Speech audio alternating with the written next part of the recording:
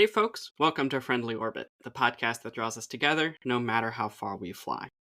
I'm Ceres, but not the Ceres you know, a completely different Ceres from a different multiverse who acts exactly the same though. And I'm joined by... I am. Oh my god, who is that? I am Thea, and I'm from the universe where Ceres died, and I really needed a podcast buddy. Perfect. And All right. I am. All right. If you haven't guessed, we're talking this week about multiverses. One of my favorite worlds recently transitioned from being not a multiverse to being a multiverse. And if you could have heard my audible groan when this happened, you would already know how I felt about it. But then, in the end, they actually ended up doing it in kind of an interesting way. So, I'm kind of curious. Which one is it? I don't think I can tell because it's kind of spoilers. Okay, is it Stick around. spoilers to me? No, not to you. Well, I guess it is to you. You haven't watched any of it, so I don't know if you care. Is it a spoiler if you don't care about it? I guess it still is. Is Star Trek going to be a multiverse? No, it's not Star Trek. Bold of you to assume Star Trek is one of my favorite universes.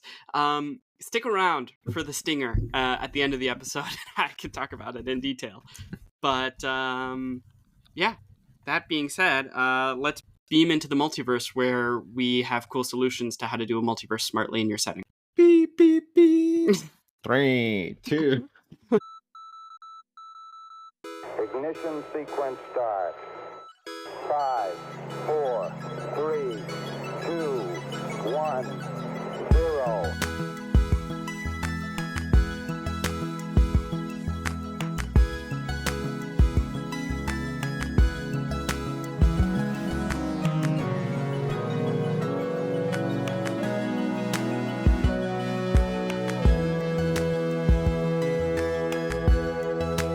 All engine running. Liftoff.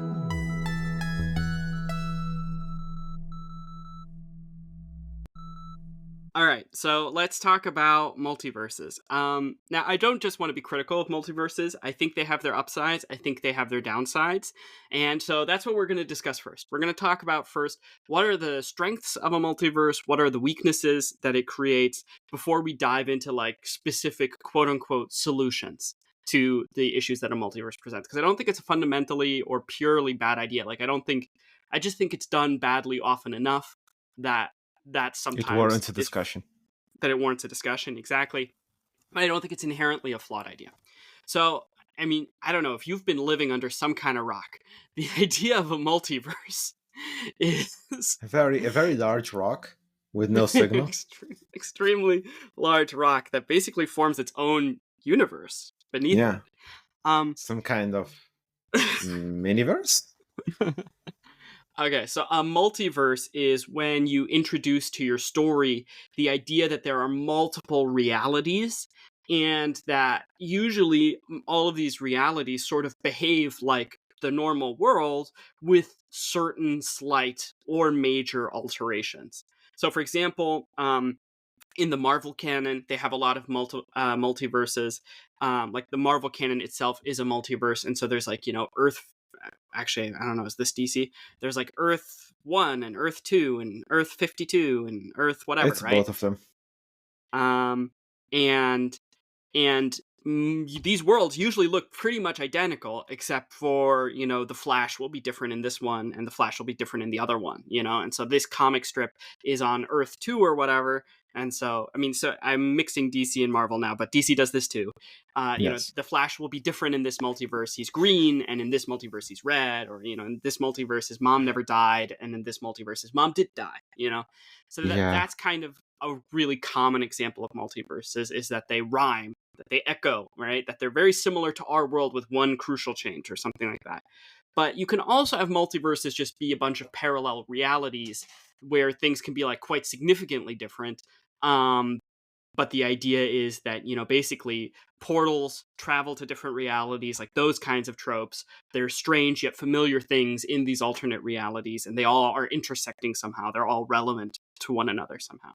That's the idea Yeah. of a multiverse. And yeah, and like then at this point I want to bring up, since we're kind of sciencey people, Mm-hmm. the foundation of the many worlds hypothesis in science. I will bring this up in the stinger, so you can wait for that a little bit.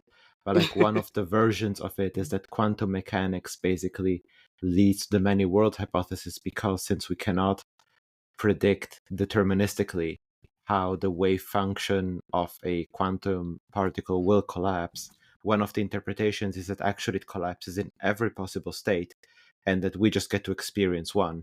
And so every possible version of every possible universe exists, because every single time a anything happens basically on a quantum level, um that that springs an infinity of new universes into existence.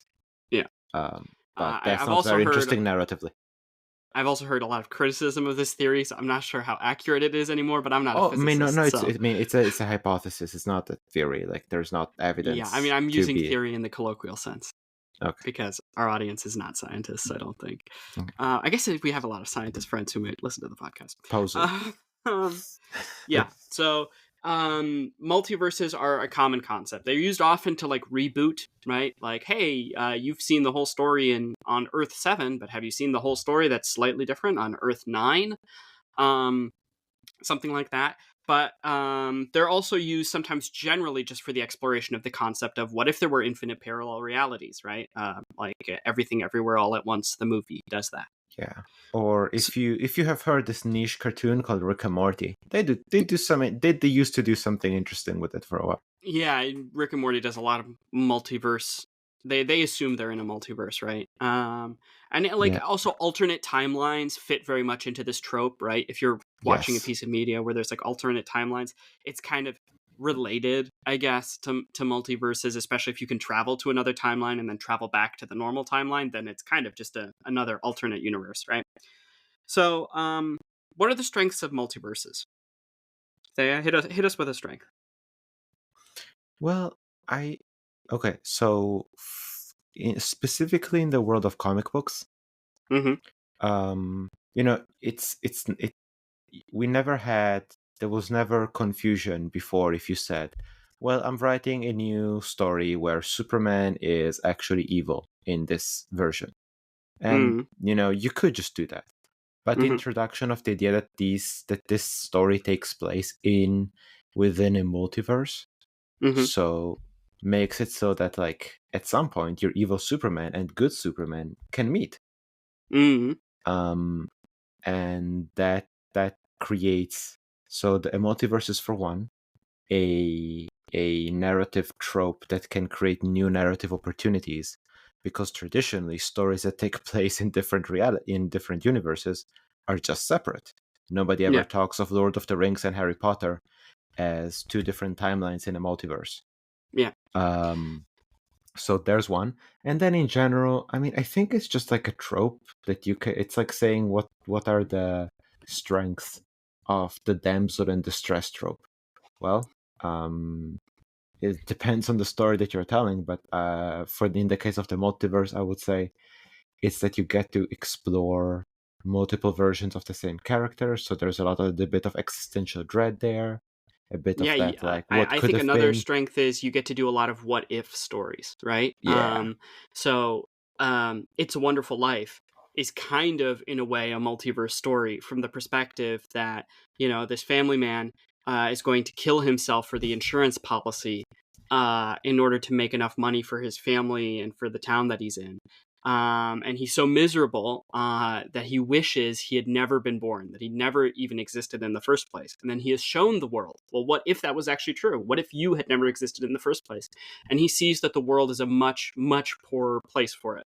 And so he realizes what a benefit he's been to his community and how important his life has been through this trope, right? Through the ability to see what if, right? And so, like, what if Superman had landed in the Soviet Union and not in Kansas is a way to explore this interesting what if scenario without ruining or altering, in quotation marks, the canon of Superman, right? You kind of like, wouldn't it be fun to take something familiar and give it a twist, yes, but not if this twist sort of is now forever, right? You get to explore Superman in the Soviet Union once, and you don't have to write every further comic book being like Right, taking this beat into consideration. right. But I mean, I would argue that we were always allowed to do this.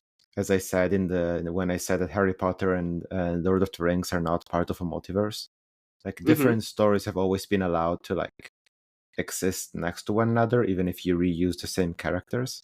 Yeah, but I it's think not that really the much of a optim what if scenario if I write a story about Superman and then I write a story about Batman.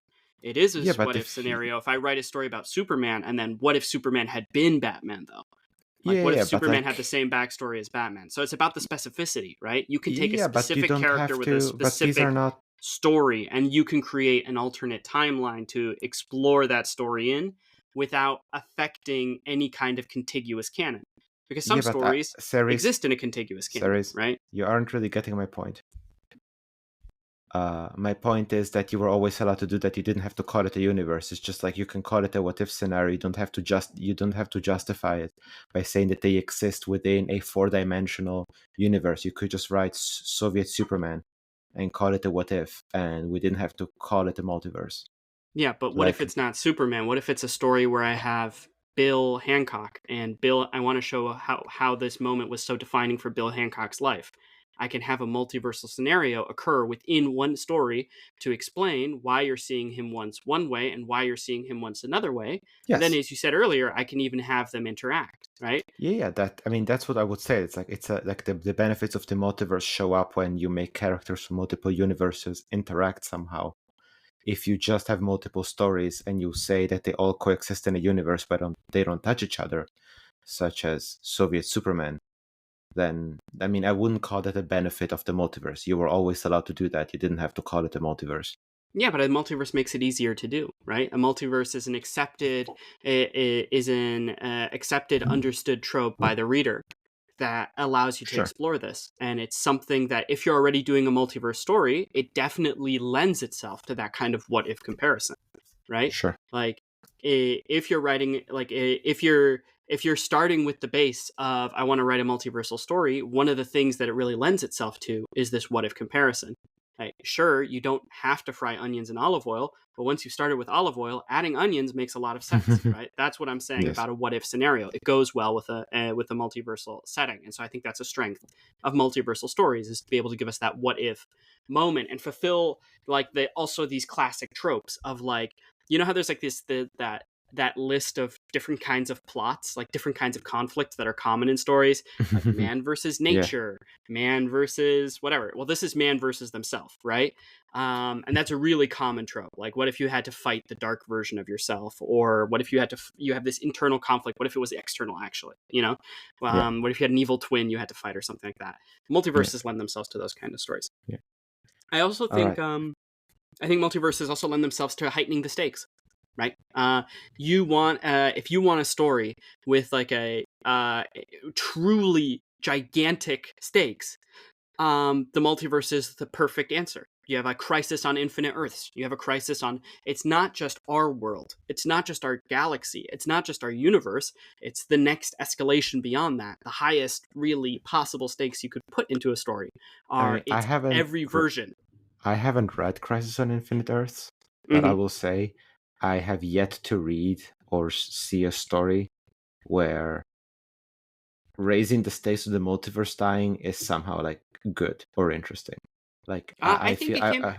I would put I, this more into the weakness category, where at some point you kind of lose the relatability of the stakes. yeah, Honestly, I agree. I think it is also a weakness. I think it's a strength and a weakness at the same time, right? If you want to raise the stakes in your narrative, you need to find a way to raise the stakes in your narrative. A multiverse will help you do that. On the other hand, a multiverse has the problem, the weakness, that it generally raises the stakes so infinitely high, at least it often does this, that it raises the stakes so infinitely high that it becomes kind of pointless, right? not only that, but the existence of the multiverse kind of makes all other stakes pointless, because if there is infinite versions of you, then unless the stakes are the entire multiverse, uh, even an entire universe being wiped out is not so bad after all, because there's I mean, still infinite versions of you. yeah, if an entire universe is wiped out so that every other universe can survive, right? You'd be like, "Yay, we won, we did it, noble self-sacrifice," right? Um, so yeah, it has a way of invalidating stakes in a big way. Infinity plus one is still infinity. Infinity minus one is still infinity. Infinity Yeah, divided by exactly. infinity is still infinity, right? Yeah, it's So it like has Batman this way of sort sacrificed of, himself, and it's like, which Batman? How many yeah, Batman do we exactly. still And have? why do we care about this one? Why are we only watching this one? There are infinite Batman, and just by the fact that there are infinite versions of him, there's probably one that even more heroically than the one that you drew here. Like, there's probably a story that's even more interesting out there, right? Yeah, so this is my main problem with multiverses is infinity. Infinity is a huge issue, right? Like, you can't have a personal story about this person's journey if there are infinite versions of them where every little detail of the story went in a slightly different direction, and all those people exist too, and all their stories exist too. It can't feel meaningful when the protagonist's like relative or something dies to deepen their conflict, right? When when we can just portal over to the next multiverse and that relative is still alive there, right? Or when like so much is going on, right? When there's so many versions of this character. So I think that's the main issue with the multiverse is um there's sort of this thing people talk about where like when you start where do you start a story? When you tell a story, and it's kind of like the opening of your story should kind of slightly address the idea of why now, like why are we picking up here? Um, so that's why often stories in the first sentence explain the development that has kicked off the story. You know, um, uh, like for example, in the Stormlight Archive, right? The Stormlight Archive starts with an assassination, right? And you're like, okay, so it's clear why we started the story here because as of the point of the assassination, a sequence of events is going to unfold. This is at least my expectation as a reader when I read a story like this. A sequence of event will unfold on the basis of this that explains, and that is the story, and that's why we're starting here, right? And with a Yeah. multiverse, it's kind of like, why this story? Why this character? Why this time? It's the stakes are so large and infinite and absurd at some point, literally incomprehensible. Like your brain cannot picture it, and if you think you're picturing it, it's not big enough. The stakes are even higher than you think. Like you literally cannot comprehend how large infinite stakes are on infinite worlds, right? That it's like uh you lose the reader, you lose the any kind of personal or emotional connection, because it's like I literally can't comprehend the stakes, and the people in front of me are, according to this universe, disposable. There's infinite of them. Yeah, you almost like enter the realm of like forced, like absurd slash Lovecraftian Mm, comedy almost, where it's like, okay, now we have to reckon with this infinity and the fact that nothing really matters. So now, inevitably, we're doing Rick and Morty exactly, right? because, That's the point of Rick and Morty, right? That's why Rick and Morty uses this. yeah, exactly. And yeah, it's I think there are so many stories that like fail, and I would say even that's like there are like what needs to be said also is that even when we are watching non-multiversal stories, Mm, often what we get attached to really is the characters mm, and like the emotional journeys of the characters.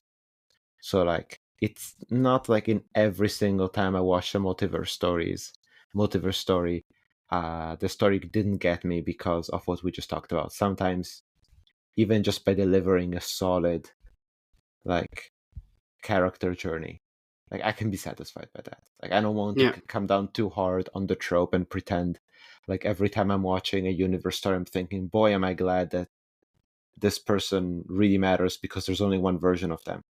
Mm, I'm like, no, I care about this person because I followed them for an hour and a half, yeah. and now that I'm watching them get emotional catharsis, I am happy. Mm, So I think that like when the stories manage, one of the things that we can talk about later is definitely that when the stories manage to like focus on characters and their journeys and not make the stakes somehow that like this universe will be destroyed because it will touch that other universe and explode. Yeah. Like we don't need to talk about like we can talk about Yeah. Like sometimes I think it is possible for a movie to create a character or a story to deliver on a character that is unique enough that despite the multiverse thing and despite in the back of your head thinking, yeah, but there's infinites of this person, so why do I care about this one specifically? They can still sort of deliver the story. But I do think it's really important to be aware of the fact that, I mean, at least I would say in my culture growing up, right? Being an individual who is unique is an important aspect of why we think inherently people have value, right? Say, oh, everybody is, every person is a unique, beautiful, valuable individual, right? That's often like a phrase that is stated implicitly or explicitly, right? And in a universe where nobody can be unique, right, where identical copies of everybody exist, you can see why it can make it harder to really deliver on that character feeling, unique and powerful enough. And the other thing is, if your characters aren't unique, then we look to your setting. And if the world, often somebody wants to watch your story because they want to see what your story uniquely does well, right? So for example, if I'm watching, a sci-fi space exploration story, then I've probably come to your story because I like this genre of storytelling, and I want to see how your setting does its take on it. I want to see how Altered Carbon handles sci-fi differently, maybe than I don't know, Futurama handles sci-fi, right? it. And then if I sit down in your setting and I look around and I try to find something that's unique, and you say, well, actually, my setting encompasses absolutely every possible option ever, then there's nothing unique about it, right? Like a focus makes your story more unique, but multiversal stories have the tendency to, at times, broaden the focus so extremely to your story that that there's nothing unique. There's no unique reason why I'm here watching this and not like watching something more focused. You know what I mean? Mm-hmm. Yeah, yeah. It's very, yeah. I mean, you're absolutely true, and like I'm thinking you haven't seen the finale of Umbrella Academy. Uh-oh. But boy, does Umbrella Academy just shit the bed so Mm-hmm. hard on this.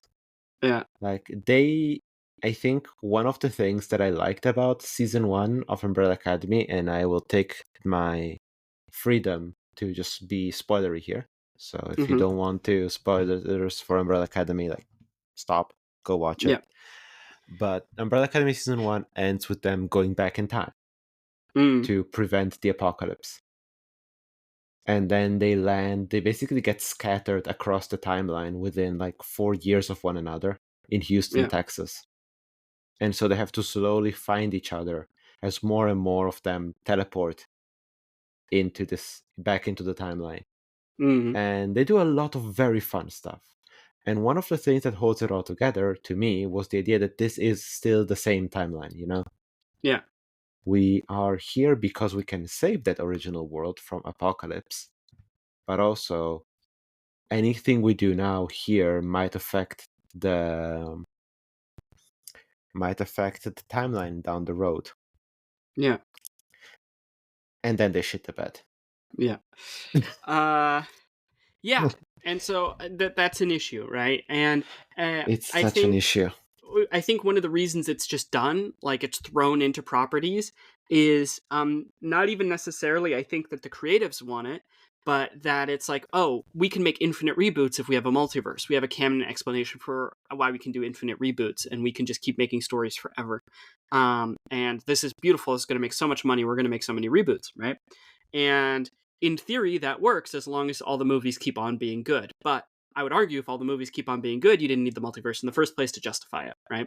And so it creates this issue where another strength that is its weakness is that this idea of, oh, we can just crank out infinite alterations. Like this one thing that you thought was cool, what if I give you 175 different shades of it over the course of time? And it's like, well, but your intention is the weakness. This enables you to do something that I don't want you to do.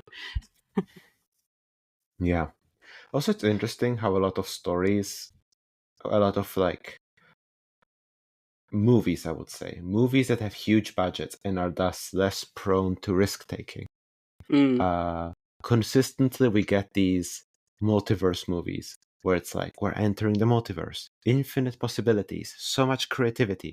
What are we gonna do? Remember the old movies? We're gonna get a bunch of cameos, baby. And it's like Multiverse of Madness was this for me, where we basically got like slightly different variations on a couple of beloved characters and a couple of cameos from older actors and a fan cast. Yeah. A fantastic cast. and that was it. Yeah. And then we also got the greatest superhero movie ever made, according to Tom Cruise, The Flash. Really? Do you know the ending of The Flash? No. I didn't watch The Flash. I mean, me neither, but it's so bad, it's legendary. Wait, go on WhatsApp. I have prepared this clip. Okay. I'm gonna. You have to watch. Yeah, just watch the first like 2.5 minutes of this clip. I've seen this. Yeah. So what you're showing me currently is a clip from The Flash where weird different versions of The Flash run through what looks to me like Yggdrasil, the World Tree. Although I'm assuming these are all the different multiverses colliding. They're universe balls. Yeah, and then like Nick Cage shows up, and like Henry Cavill shows up, and like oh no, Henry Cavill does not show up. Well, a 3D render of Henry Cavill. No. I mean, maybe there's like a really shitty version, but there's like Christopher Reeve Superman, Adam West Batman. Yeah, fantastic. Exactly. Yeah, I have seen this scene. I didn't know this was the ending. I guess I could have guessed. But and they're like all kind of Polar Express-y a little bit because the special effects on this movie were literally made in the process of 2 weeks. You can look that up if you're interested. But yeah, this movie suffers of like the most from the syndrome, one of the syndromes of multiverse, which is like basically like nostalgia baiting. Yeah. Which I'm not even so saying uncanny. that it can never be done, because I think that like overall Deadpool versus Wolverine did that pretty well, where it was like we're taking all these B-tier characters from movies that people didn't really like at the time, and we're giving them a big last hurrah before we completely erase the Fox universe stuff, which turned out to be a lie because Doomsday recast took all the old Avengers actors. So even that it was the second to last hurrah. Yeah, it's the second to last hurrah, the most meaningful hurrahs. Some would say. Really? Yeah, exactly. So, but we're even getting Gambit. You know, the Gambit from that movie. Who is it? Magic Mike. Yeah, exactly. Him. Channing Tatum. Channing Tatum, exactly. Yeah, we're getting. Yeah, so yeah. Anyway, little Marvel rant aside, I think that movie, within the scope of that movie, did it pretty well because it felt like there was a point to it that was more than look at a fun character you love, specifically because those are not characters we love. Nobody was clamoring for Elektra to come back. Yeah. Or Blade. But yeah. Anyway, I mean, so the cameo fest is another pitfall of the multiverse. Yes. That's what I wanted to say. I mean, it's true, right? I mean, this idea, infinite multiverse, infinite possibility, infinite creativity. Well, actually, limitations breed a lot of creativity, and limitations give your story focus and direction. And by opening up your story to everything, often you end up telling the same story every time, because there's kind of only one or two good stories where everything everywhere happens all at once. And one of those is Everything Everywhere All at Once. And you could just go watch that. And the other one is Spider-Verse. Yes, exactly. That's the other good one. There you go. All right. So we've talked enough, I think, about the dynamics that we think make multiverses helpful, but also at times unhelpful. So in our next segment, what we're going to do is we're going to dive into like some different ideas that I've had and they have had that can sort of fix quote unquote, a multiverse that can help with some of the weaknesses, emphasize some of the strengths, and still allow you to tell interesting stories, despite the fact that you want to include like a multiverse, right? Because again, it's not inherently evil to have a multiverse. You just have to be like a little bit careful with it, maybe to do it right. And we had some thoughts on the matter. Yes. With each story, we're gonna also, like with each fix, we're gonna come up with a little pitch deck idea. What kind of interesting story could you tell with this, right? So Before that we at the end start, we'll I think have. I have, I think I have like a general rule of thumb Mhm. that you can apply, you can apply always. I think to avoid a lot of the Mhm. multiverse problems that we're talking about, which is limit the size of the size of the multiverse Yep. to what your I think story I think the needs. real issue is infinity. Yeah, like Infinity of infinite variation. That is, I or think that's the just real issue. So it's just coming down to different ways to limit that, right? yeah, and like in general, just like limit it to the size that is strictly needed by your story. You know, Yeah, we exactly. don't in Spider-Verse. We don't go to universes where there is no Spider-Man. We're only Exactly. interested in These are all the nature spoilers. of All right, Spider. you're Yeah, going way too far ahead. All right, I am. one solution at a time. You have to watch the whole video or listen to the whole But podcast this in is order to not know really a all of this. solution. This is a broad rule for that can apply to all of these stories and to No, all of the. this is a solution. You can you just break down the solution into different ideas, and then this is a Okay, then solution. I'm starting. I'm starting, and this is my solution. My solution is limit the size of the Wait, I multiverse. just wanted to say. So we're gonna do a little world with each one, and then at the end we'll have a multiverse of fixed multiverses, to go through. All right, Thea, if you want to start so badly, hit us with your first idea. All right. So first idea is constrain the size of the multiverse to the scope of the story that you are telling. We do not need Mm-hmm. to expand the story beyond. You don't need to tell us about the infinite multiverses when you're telling us about what's the name of the movie you brought up again? A Wonderful Life. It's a Wonderful Life, yeah. It's That's a the one Wonderful with the Life. guy who sees what Yeah, life would have been like if he had been died, if he exactly. died. He did not need to Specifically, see if the he'd like reality. drowned at 5 or something like that. Yeah, he did not need to know about the reality where there's octopus people flying saucers around the Earth. Mm-hmm. He Yeah. did not need to know about the infinite possibilities of his life. He Yeah. only needed to see that one life. Also, Yeah. I'm entering spoiler territory for Mm-hmm. Spider-Verse. Mm-hmm. Spider-Verse only is interested in the multiverse as it pertains to the existence of Spider people, so we never talk about the universes where Spider-Man doesn't exist. Mm-hmm. And even Rick and Morty retroactively became this when we are told that the finite curve of universes, which is the name of the multiverse that Rick and Morty takes place in, is actually only a selection of universes within which Rick is the smartest being in the universe, and that basically that selection of universes has been isolated and removed from the rest. And so we are literally constrained to only visit universes where Rick is the smartest being on the planet, because that's what the universe is about. And they kind of made that, like, diegetically be, like, the case, to the point that the main villain's arc is to escape this curve, Mm-hmm. to escape this multiversal prison almost. So, I mean, this is a principle I agree with, but I don't really see it as like a specific fix, right? Like, it's not That's a why I didn't want specific it. That's what I was saying earlier, Ceres. That's why I wanted to bring it up before we started listing Well, solutions, it's because a it's not. general principle, right? And I Yeah. think pretty much every fix that I have at least come up with, pretty directly descends from this idea, right? But so I didn't want to like I would prefer to use that as a conclusion.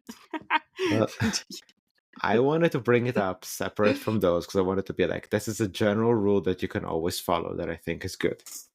Yes.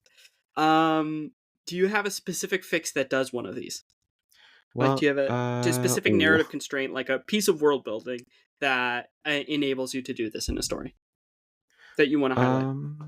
Yeah, I would say that traveling the multiverse, if one of the easy constraints is traveling the multiverse, is nigh impossible.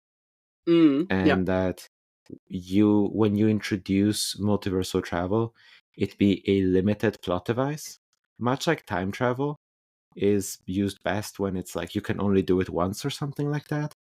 Yeah. I would say multiversal travel, oh, it's this one door that leads to this one parallel universe. So Yeah. it's not access to the whole thing, to the whole multiverse. It's, there are infinite universes, but the store only lets us go to universe 2. And universe 2 can only come to us, and you can only go through this one door. Yeah. And that's how Yeah, you so I make agree, right? Like if you think about it, all the properties that exist kind of conceptually already exist in a multiverse, just only a multiverse where there's never any crossing over, right? Like having different settings for different stories is an extremely common idea, right? So the problem with the multiverse is when all the stories are interacting with all the other stories all at once, right? And then there's no sense of like timing, pacing, structure, world building. None of that really works, right? Because it's like, well, I want to tell the story about going to Alien World, but it turns out my world would have never existed because Alien World would have already blown up my world 100 years ago or something like that. So I agree with this. Yeah, like limit multiversal travel, make it difficult to do. Give it restrictions that limit these type of interactions. For example, Magic the Gathering does this with their planes, right? So Magic has always been a multiverse, and the idea is that there were these different planes that you could go to, which you could just consider alternate universes, basically, but maybe more fantasy-ified than the sort of kind of sci-fi leanings or sci-fi trappings of saying multiverse. Um, and each plane has a different theme and has a different vibe, and generally speaking people cannot cross planes. Only planeswalkers can, and that's who you are, right? Like your diegetic role as a player in the game is you're a planeswalker summoning allies from the different planes. That's why you can put cards of any type in your deck. That's why you're not restricted to one plane with your deck. And the idea is that planeswalkers are extremely rare, right? And what exactly a planeswalker is, and the time and the planar travel rules have changed in Magic over time, in service of different narratives. So, in the beginning, planeswalkers were incredibly rare and incredibly powerful, and they were like these godlike beings. But then they became very unrelatable. So then they became a little bit more common and much, much, much less powerful. And they were just like normal people, but there were still limitations. Like you can't bring stuff from one plane to another. Like you could only, like if you brought food from one plane to another, it would crumble to dust on the journey over, right? Like Except if you're an Eldrazi. Except if you're an Eldrazi, right? And so the what Magic likes to do is at least it's done this about 3 times now, or maybe twice now, is it likes to have lots of individual stories that are on one plane, and the focus is only that one plane, the stakes are low, and then every once in a while they build up to a multiversal storyline, right? Like, so like 90% of their stories are not multiversal at all. It's just, how did this guy in fairy tale land go on the adventure that made him a hero, right? And then you never see that guy again because we moved on to different planes, right? It's a lot of episodic one-off sort of stories. And then eventually they build up to the multiversal threat. And so the clear way you can always tell that they're building up to the multiversal threat is when the rules of multiverse start to change, right? When it's like, oh, nothing can go between planes except for there is one incredibly rare, incredibly magical special item called the planar bridge, and it can send inanimate material between planes. And then you're like, uh-oh, here we go. There's going to be some multiversal threat, So, right? Ceres, clarify something for me. If a Yeah. planeswalker goes to another plane under Yeah. regular Magic the Gathering rules, Yeah. do they appear naked because their clothes just crumble? No, their spark protects them, and for not necessarily explained reasons, their clothes, right? But anything they're bringing with them, like food and rations and stuff like that, crumbles to dust. Okay. So No, you can Ceres, kind of think about this one really, really closely. What about Uh-huh. edible underwear?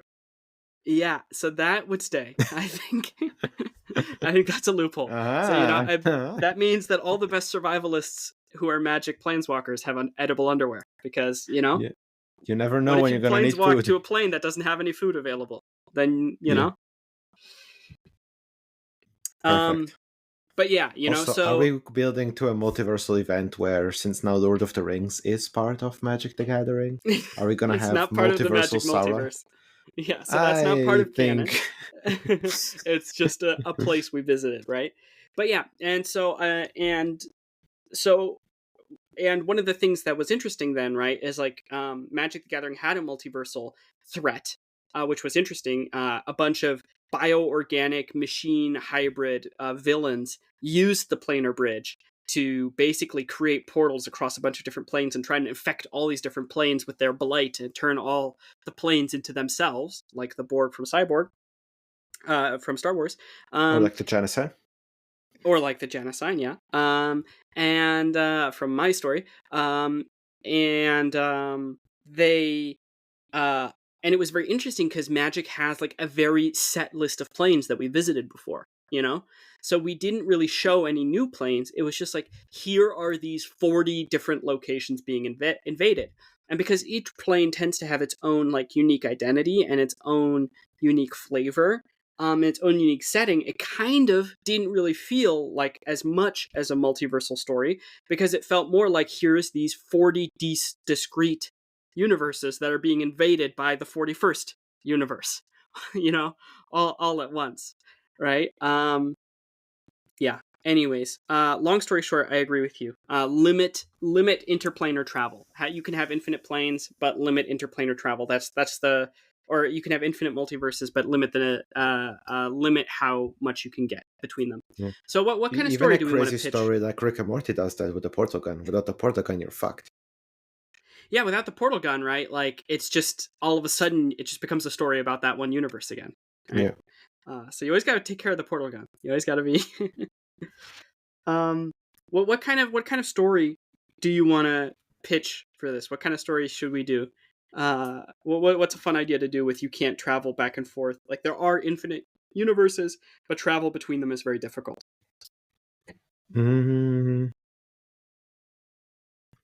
I think it would be fun to do a multiverse train. A multiverse tour? A multiverse train. Oh, a multiverse train. Sorry, I misheard you. Like instead of it being a spot, it's a vehicle that you can only catch at certain times, and it travels back and forth between realities. And then I don't know what kind of story you could tell on top aboard that train, but I think you could have like some kind of character drama or even murder mystery.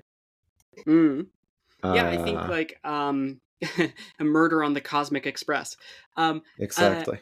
I think it's easy to do like kind of a Star Trek-y story also with this kind of setup, right? Like you have a crew of people who get to visit all these strange locations and they get to try and help each location as they go through.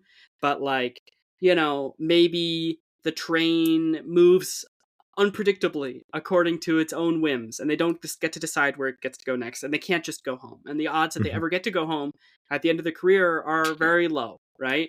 And so you have like this crew of selfless train people that are going from universe to universe trying to help people as best as possible, but because not everything can interact with everything else all at once, only this train can do it, the stakes remain intact and the individual characters matter, right?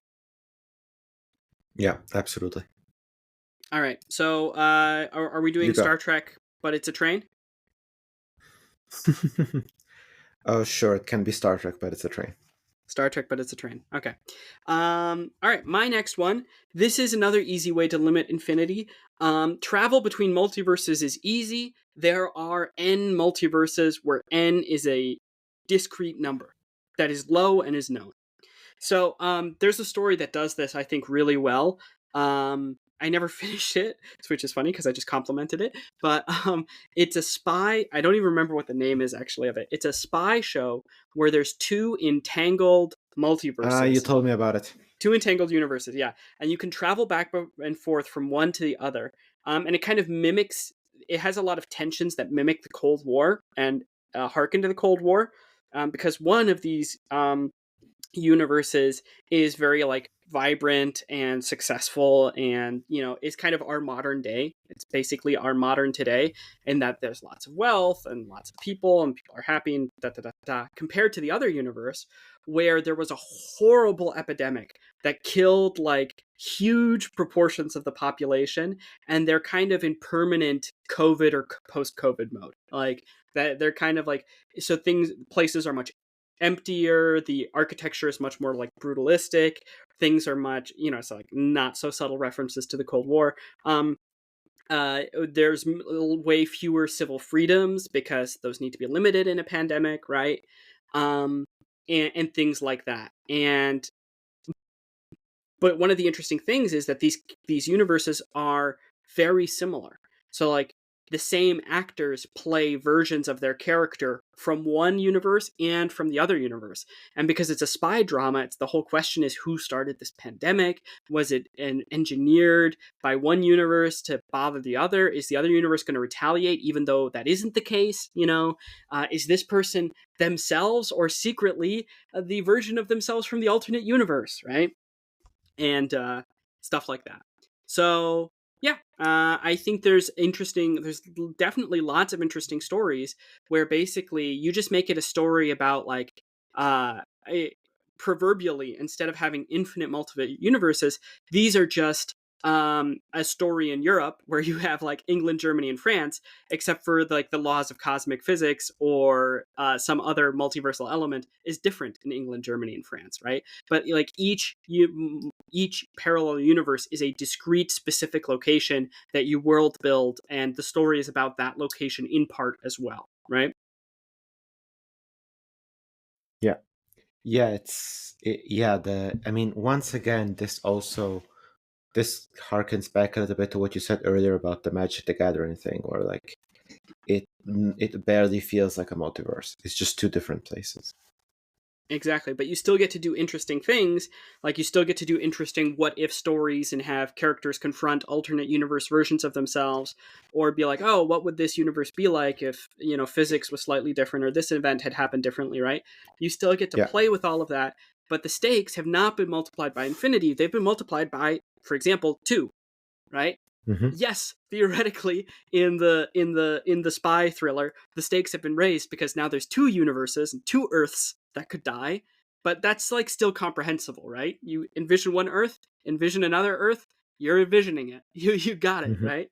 So, especially if you make each multiverse smaller in scope, that lets you make more of them, right? Like 12 small multiverses, 12 small parallel universes that all interact with one another in interesting ways. I think can make for a great story, right? Mm-hmm. It's kind of like 12 different countries in your story, but the different countries are just like, cosmically slightly different, and you get to have repeating characters. Mm-hmm. Yeah. Um, do you want to come up with your own idea here, or? I'm happy for your feedback. So my gut feeling idea that I thought was interesting is like, what if you did like one of the interstellar stories where humanity is looking for a new home because the sun's going to explode or because we're terrible at climate change or whatever reason you want to choose. But we can't move interstellarly because faster than light travel is not physically realistic. And there are no wormholes or warp drives available. But what if there had been some moment where we realized, but we are actually conjoined with 12 other parallel Earths, right? Mm-hmm. And so all of a sudden you get to have like this sort of space opera-esque exploration of different worlds, but you can breathe on every single Earth and you can travel to every single Earth in a reasonable like time span, even though there isn't any FTL and there's different kind of people inhabiting every single Earth. And you get to kind of have like this cosmic space opera story, but you get to use these sort of 12 parallel Earths instead of like Mars or like a far off strange planet in the galaxy. I And mean, on some of the like space travel physics, you can be like a lot more realistic. Like, why can they breathe on this planet? Because it's Earth. That's why. It has the same gravity, it has the same atmosphere. I mean, maybe slightly yeah, different. Maybe they handled climate change better, but you know what I mean. yeah. So. I would. It's funny. My gut instinct when you told me about like we are bad at climate change was Mm, like, oh, of course, you do the story where our planet needs to be basically like our entire planet's population needs to be relocated to like 3 different Earths at the same time, mm, and it's a climate refugee crisis. But with the flip, with the like inversion that like the Earths that we move to are Earths that have actually figured out climate change, and mm, they're like, and some of them at least might feel like, hey, wait, why should we help you? mm. you made your own bed, and you don't have to cast like third country populations as the climate migrants. You can cast Americans and Europeans, and like you can cast the Western rich world population as the migrants who are in need of a home this time, and you can have these other Earths that have actually solved the problem, condemn them Yeah, for it, and you can and put like the like kind of arguments you hear today, where it's like, why should we deal with climate change if China is still emitting whatever, right? yeah, Like these kinds of arguments that don't consider humanity as a one whole group, but rather as like these different camps warring each other, right? You yeah, can throw those arguments into the mouths of the the other humans, the allegedly most advanced humans uh in the multiverse. yeah. And I think it would be very interesting also. I mean, it's one way that you could bring the plot. Mm-hmm. It's like, imagine if like, there's like 5 Earths, Mm-hmm. and like we're like, oh, let's go, we have figured out 3 of the other 4. Well, let's go to Earth 5. And like the other Mm-hmm. Earths are like, no, you don't go to Earth 5. It's like, what do you Mm-hmm. mean we don't go to Earth 5? It's like, we have agreed, you don't go to Earth Earth 5 is 5. only taking this many. Yeah, exactly. And like, and at the end, some point, it's like someone manages to, crack the science to go to Earth 5 without the help, the assistance of the other Earths. And Yeah. Earth 5 is like in the Middle Ages. Yeah, And then it's that's one like, thing. oh, we can move here, and they can't stop us.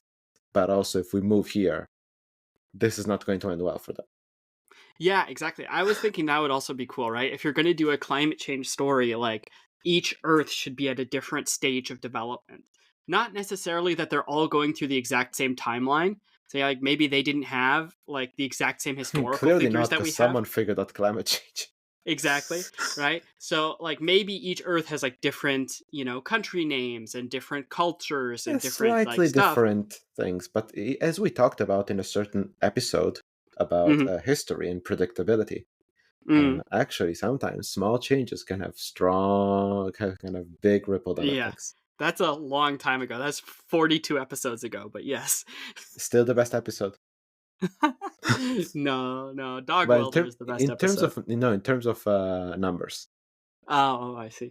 yeah, Um, Dog Welder surprisingly doesn't attract a lot of audiences. no! Oh, but it's It so doesn't good. do very well on the algorithm. Well, oh well. Oh well. It's still the best episode in my heart. But yeah, I like this idea. I like the idea that like each Earth is at a slightly different stage of progression, and if you had enough of them, you could even show like different directions things could have progressed in. Like you could have like the 100% nuclear world compared with like the solar punk world, right, or something like that.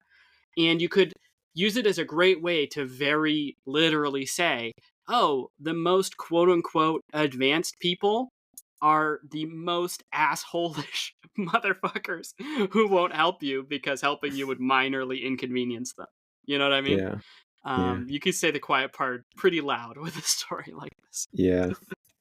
I love, yeah. By the way, I like the idea that like the Earth that is still in like the Middle Ages is still there because like in that Earth, dinosaurs never really went extinct. I just like Wait, the so idea why? of us invading and then getting attacked by dinosaurs. It's like, oh shit, yeah, no wonder these guys can't progress. Yeah. And so then it's just an element of the setting, right? You would just say it's an element of the setting that, there are many universes, but they come in entangled like triads, quadrats, dozens, stuff like that. And if it's not entangled, there's nothing in the world that can entangle it, right? And so this story is about these 12 entangled worlds, right? And that's all we ever see. It's all we ever care about. We know that we have interdimensional travel, but it only goes to one of these 11 other dimensions or 4 other dimensions, however many you want it to be. Right, I think this is a great story pitch. I'm ready to move to the next idea. All right, my next idea is Galactus.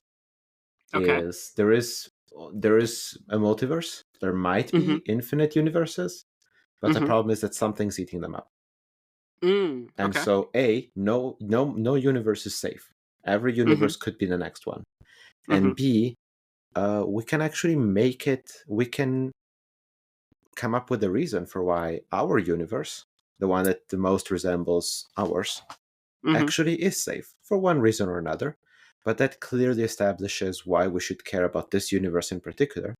And Mm-hmm. then we can have, hey, we're back to the topic of immigration. We can have multiverse migrants. We're like, oh no, we are fleeting to this one universe that is safe. And then we can literally verbalize the idea that, like, yes, these people are literally like us, just born under different circumstances, because that migrant is you. Mm. It's literally I feel like uh, this story, this idea still suffers from the idea though that like infinity minus even 100,000 is still infinity, right? I yeah, feel but like like the stakes, but like there's a reason why we're focusing on this one universe, and there's a mm, reason everyone's fleeting to this universe, and there's a big drama playing out in this universe in particular. So like mm, there's a reason why we're here, and we can follow individual characters and their stories are there as they're confronted with multiversal migrant versions of themselves or something. yeah, I mean the thing is for me that this I see that. I see how that works, but I feel like there needs to be at least one more restriction, which is a restriction I was going to talk about as well. So Mm-hmm. I think this setting would need the restriction of infinite does not mean everything. So, Sure. like, because it's kind of hard to have a drama on this world, because then there must be at least one parallel universe where the people are all, I don't know, vampires, and one where they're all super zombies, and one where they're all Thanos, and then, like, the world can't even keep them out, right? So, you know what I mean? Like, it just gets so weird. It gets kind of like, there I must be a mean, universe where everyone's Dr. Manhattan. But well, this is they a really important insight, right? Infinite does not have to mean everything. The set of all positive numbers is an infinite set. None of them are negative, right? The set of all real numbers is an infinite number set. None of them are imaginary numbers, right? So like you can have an infinite set of universe in which certain things simply do not occur, right? And usually I think probably one of the easiest ways to communicate this is to make like rules for things that don't occur or explain why only certain things occur, right?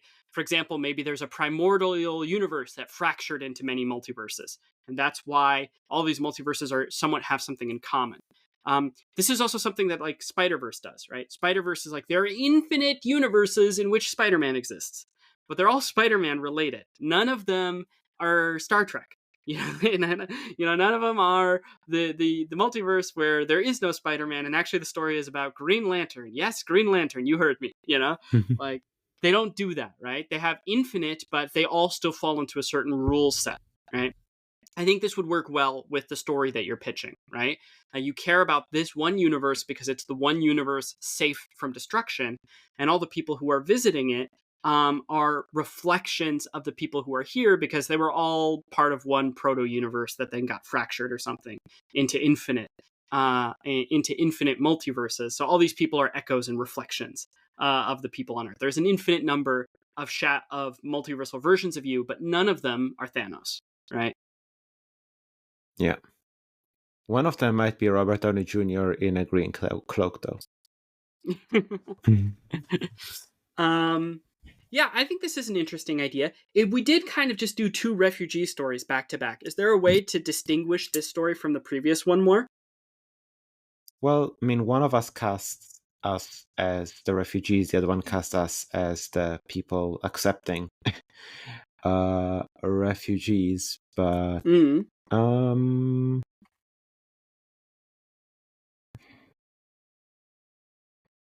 I mean, I have an idea. You frame it differently. It's not waves of hundreds of millions of refugees arriving. It's a mystery. It's a body snatcher mystery story. And this knowledge, everything we just discussed, is the reveal at the end, right? But people are just being replaced in their lives by multiversal travelers, and we don't know why, right? And we're trying to figure out why and what the deal is and who's behind the sinister conspiracy. And at the end, we figure out these are actually all refugees. But so the majority of the story is actually like a body snatcher spy thriller Leo, you're with alien positing the vibes. great replacement theory. I cannot stand by this. It's not the Great Replacement Theory. It's the replacement. No, it's the Invasion of the Body Snatchers. It's different. Yeah, which is replacement by the Soviets. I think I'm you can make sorry, this work. I cannot stand by a story that is like people are being replaced, and it's like the surprise is it was migrants all along. I think it's interesting because you're like, oh, who are these evil spies? Yeah, I think it's interesting from the perspective of like, oh, who are these evil spies and what are their evil motivations for coming here? And then it turns out these are extremely relatable people who have an extremely plausible reason for coming here, right? I don't know. It still feels like still hits a little bit too close to home. But you know what? You write that story, put it out there, see what happens. Well, I mean, you could also make it more interesting. Maybe it's only people's consciousnesses that are traveling between the multiverses. So maybe it's you could do like a spirit story, right? Like this could not be modern day, but it could be like a gothic sort of story where all these ghosts are showing up and stuff like that. And then there's something. And then so yeah, gothic ghost world that is running from the heat death of the multiverse, and these ghosts are showing up, and you know, if a ghost is an alternate universe reflection of you, it doesn't just appear as a ghost, it like appears in your mind, and you can become a magician, you can become a ghost magic user. But There's if you're dead, story. If they're from an alternate universe reflection of somebody who died, then they just appear as a ghost and they start haunting places and they go mad because they have no physical body. Yeah. There's an old sci-fi story, I don't remember who wrote it, it's like from the 60s or 70s about two scientists in a dark post-apocalyptic future basically building a machine that shoots their consciousness back in time to inhabit like a young couple that they picked to like basically replace. And then something goes wrong and she gets shot into the body of like this old woman who is close to death. No. And he has to race against time to basically he has to basically like re-engineer the life of the man whose body he's inhabiting to pretend that suddenly this guy has turned into a brilliant physicist. And get the funding and grant to rebuild the machine to shoot her consciousness into his current like wife, who is still a regular person who doesn't understand what the fuck is going on. Oh, this is awful. Yeah, it's really dreadful. But yeah, lovely story. Loved reading it. Yeah. All right, cool. So we have Ghost World, Train Star Trek, and Climate Crisis. Refugees. Yeah. Multiverse refugees. I want an easy word for it, like a trinity. But we didn't want to do just 3. We wanted like 5. Do you have another one? Yes, I do. Okay. So here is another way that you can do it. There are infinite multiverses, and there are infinite versions of every person in every multiverse, and everything exists across all the multiverses. And all the multiverses touched one another for 1 second. So this is the connect and disconnect theory, is what I call this, right?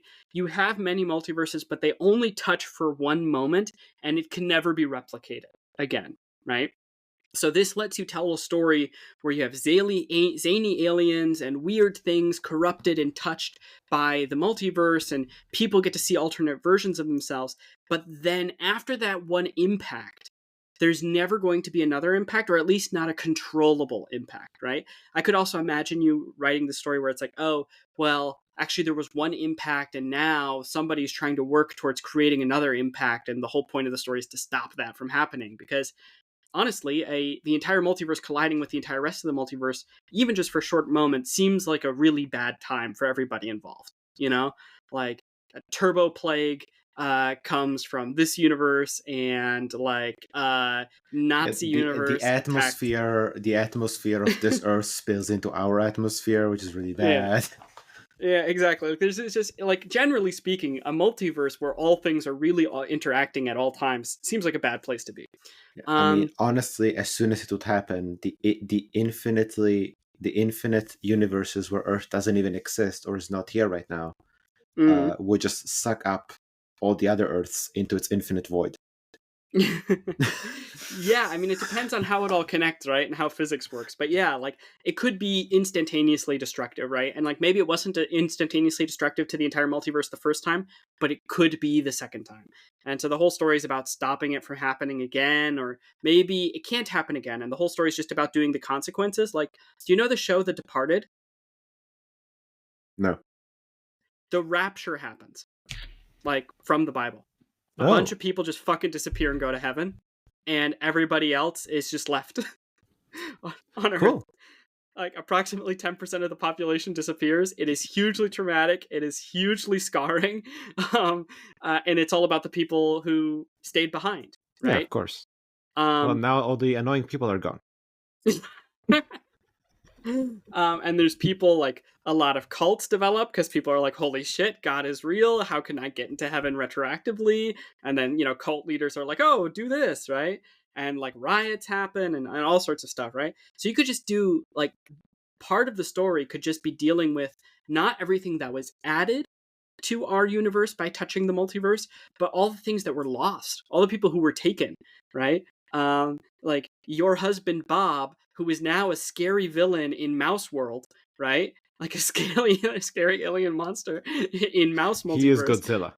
Exactly, right? But like, you just miss Bob, right? Bob is gone. So I mean, we're kind of already coming up with an idea, but yeah, like this connect and disconnect thing I think is interesting, right? This is also a little bit of what Spider-Verse does, in the sense that Spider-Verse seems to imply that like multiversal connections and stuff like that are like very uncommon, and that like Miles Morales and Kingpin's machine and Dot and whatever in the first movie kind of open up that universe to multiversal. Like, that is the first multiversal contact that's ever happened, right? And I wouldn't be surprised, that's just my suspicion, if the series ended closing that hole and being like, and now no longer can multiversal things happen to this place. This place becomes disconnected from the web of multiverses, right? So connect and disconnect. I like that. I think it's a fun narrative way to have some multiversal stuff, but not have it destroy your universe. Mm-hmm. So what story do you want to tell with a connect and disconnect dynamic? Well, you. So we haven't found our story yet for connect and disconnect. Not really. I mean, we have some ideas, definitely. Some things that I mentioned I think are concrete enough to be a story pitch. I think that like the way to have fun with this is to take advantage of the everything exists, right? So like, I don't know. I think it kind of has to be silly. Like this is the story where we put Predator and the Gremlins and the Giant and the Ghostbusters, and they all have to stop Doctor Doom. Yeah. from causing another multiversal event, and like we get Looney Tunes weapons that actually work or something, that like work by the laws of cartoon physics in our world or something. Yeah. I don't know, to me, like, to take full advantage, like to use the whole paste tube to make a callback to another episode, you have to lean into the absurdity here. A little bit like Everything Everywhere at Once did.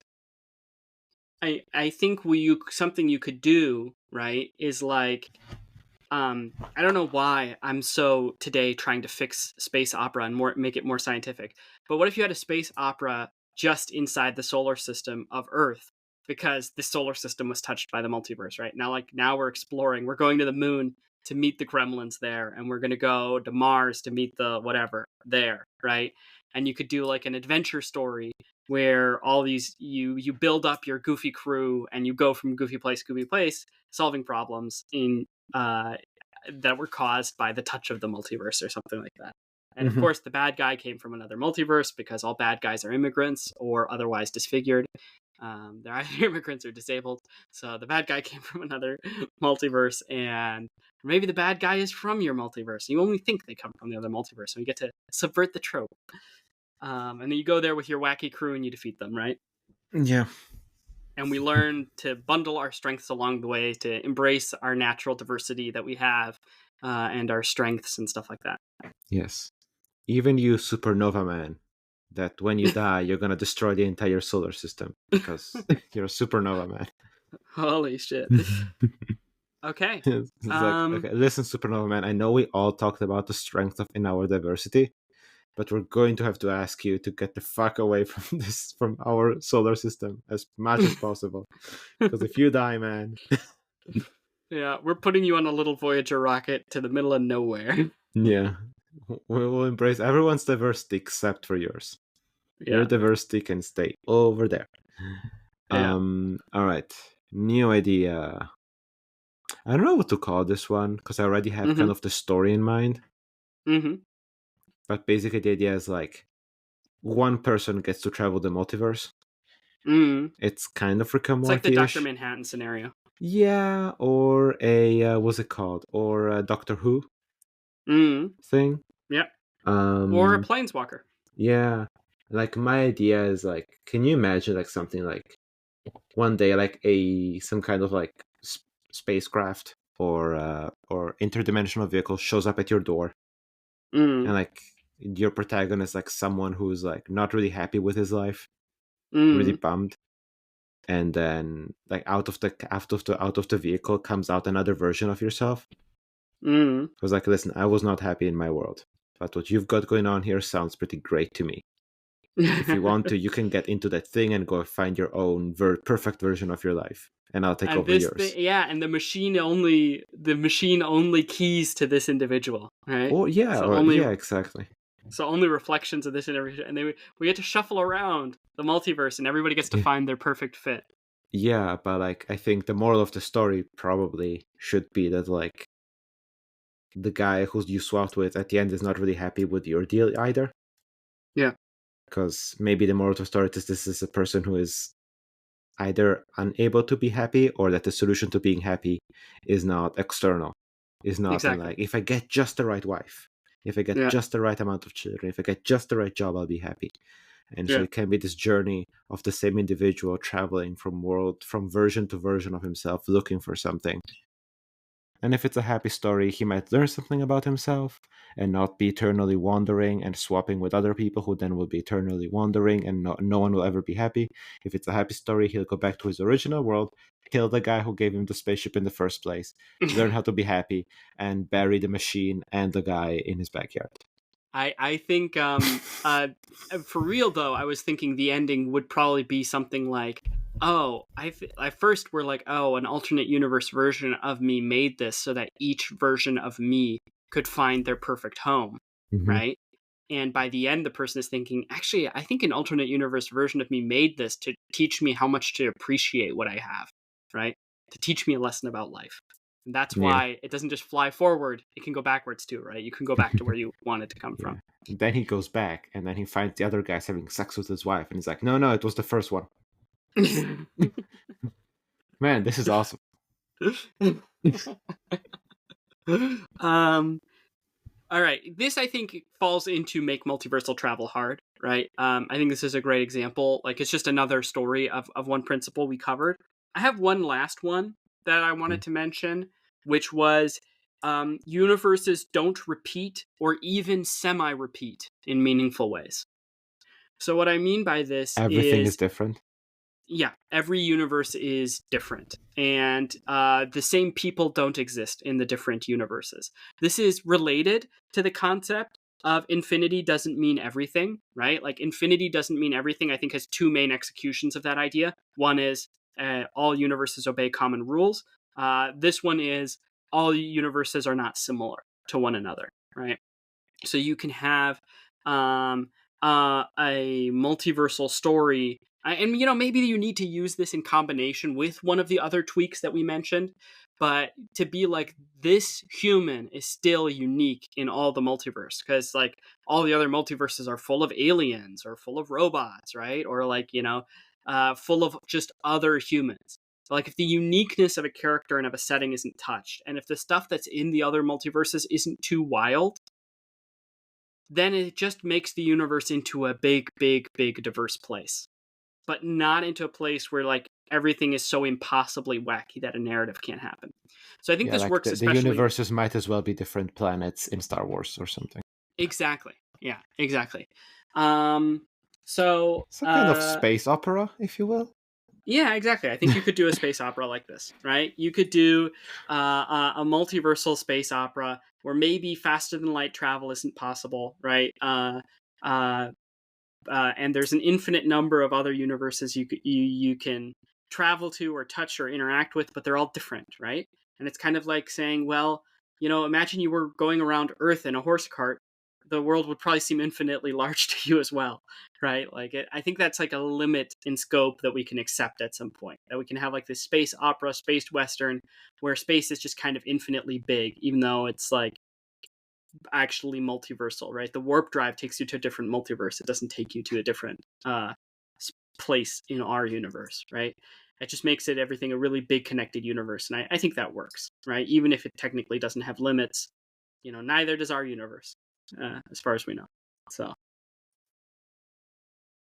Yeah. okay. Okay. Well, with that, those are some ideas that on how we feel like you can help address some of the issues that come with multiverses, how you can do multiverses in new, fresh, interesting ways. To summarize, make multiversal travel hard, and our two stories for that were one guy gets to travel and find the perfect life, and also Cosmic Train Star Trek. Then we had Two have a different set number. flavors of refugees stories. Exactly. Then we had have a set number of multiverses that interact. We had the climate story based on that. Then we had infinite doesn't mean everything. Our story for that was the ghost story. Also, the Where multiverse people, is dying. yeah, Like the where the multiverse. multiverse is dying. Then we had another version of infinity doesn't mean everything, which is that universes don't repeat and not everything is happening, and that was the space opera.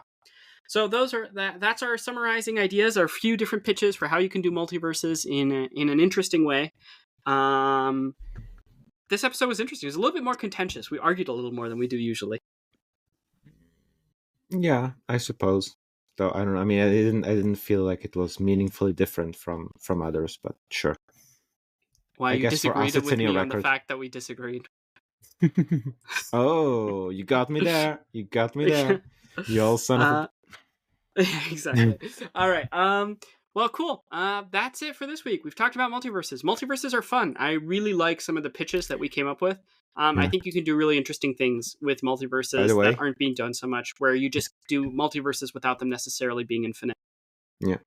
By the way, I mean, it's in the trailers, so it's not really a spoiler. But like Peacemaker season 2, we are already doing multiverses in the new DCU.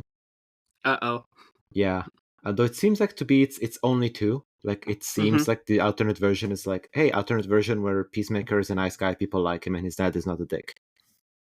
So it might be like the first kind of solution where it's like there's only 2 really, and you can only access them through this one door. Because yeah, you haven't seen the show yet, but like he has kind of a weird door already in season 1. So What a superpower. well, yeah, I think one thing actually that maybe we should mention at the end of this. So these rules that we mentioned, like these rules for making multiversal things, multiverses can be a slippery slope. If you introduce one of these rules, you do have to actually stick with it, right? If like there's 12 connected universes, but then actually there's 12 more, and then actually there's 12 more, eventually everything becomes infinite, right? If DC has one parallel universe you can only go through with this door, but then somebody invents another door, right? Then you start to like slip your way towards infinity. So yeah, it's about unless it's about setting it up, and like if you're already planning on breaking the rules, because sometimes I mean it's a trope in supernatural stuff that you say there's 12 of these, but secretly there's the 13th one. yeah, You have to set it up. You have to make it so that when it happens, people go like, "Oh yeah, of course," and not what. yeah.